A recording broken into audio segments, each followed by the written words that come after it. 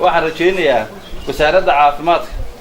inkastoo la qabin isku duwo hore horta waxyaabaha private ka ka soo horjeeda marka run ahaantii la ilaado adeega bulshadu wuxuu ku fiican yahay inay marka dawladdu gacanta ku hayso wasaaradda caafimaadka oo wasaarad aad u ballaaran waxa gobol marka Soomaaliland la ilaado laba wasaaradood masuuliyinka loogu tagaa oo caafimaadka iyo waxbarashada insha Allah waxaan rajaynayaa maadaama Mustafa nin dhalinyaro inuu isna noqdo isku duwo marka firfircoon oo tuulo walba hoos seexan kara odayaasha waan jecelnahay in aad taladooda lagu shaqeeyo laakiin waxa adag gobolka aynu ku noolnahay oo gobol buuraleeyo meelaha la marayo iyo dhibaatada marka way adag tahay qofka dhalinyarta oo ma kullay u fiican tahay runtii oo dhul buuraleeyo seexadkeega iyo dhibaatadeeda marka qof daayar oo marka firfircoon oo u fiican tahay waxaan rajaynayaa inuu Mustafa noqdo qof marka garta mas'uuliyadaasi marka loo igmaday waxaan aad ugu ducaynayaa kulli oo sunnada dawladnimo in xilka marka la wareejiyo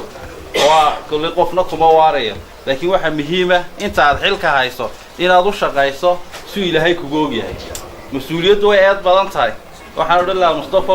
wasaaradaha ugu aad badan bay ka mid tahay wasaaradda caafimaadka iyo waxbarashada qof kasta ay wuxuu rabaa inuu na shaqaysan haddana ku jiro marka bayraanka kale marka waxaan ku oran lahaa wax kasta oo dhibaato ah haddaad tiraahdo marka dibtan ama eedaad nacdo shaqo ka socon mayse hal lagu caayo kursiga caayada leh laakiin ogolo marka wax kasta oo arkayso shaqada ku soconayso inaad hawsheeda markaasi aad gasho oo aad cidna ugu dul qaadan waxa ka muhiimsan inay shaqadu socoto laakiin dad qof ixtiraamto bilaadanka oo u fiirsanaysa dad maanta dhan ixtiraamto mar walba qof kasta isaga saxsan